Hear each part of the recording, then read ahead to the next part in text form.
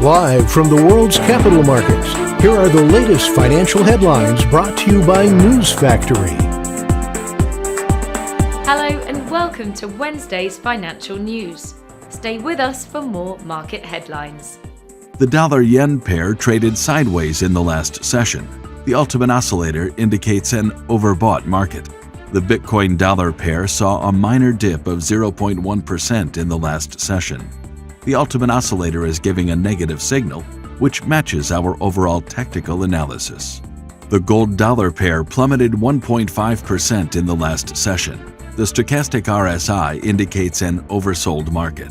The oil-dollar pair dove 5.3% in the last session.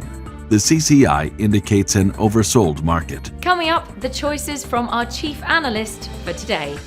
Oil prices tumbled more than 6% to their lowest in almost 3 weeks as supply disruption fears eased and surging COVID-19 cases in China spurred demand concerns.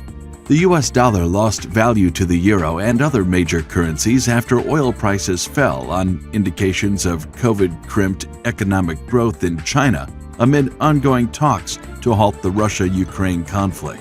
Court rejects motions on both sides of SEC versus Ripple case, leaving the defense in place and executives on the hook. Those were today's major economic events, and now moving on to world financial headlines. The U.S. retail sales will be released at 12:30 GMT. The U.S. Fed interest rate decision at 1800 GMT. Italy's consumer price index at 0800 GMT. Germany's 10-year bond auction will be released at 10:30 GMT. Japan's capacity utilization at 0430 GMT. Japan's industrial production at 0430 GMT. We hope that you've enjoyed Wednesday's market outlook. On behalf of all of us here, we wish you a productive trading day.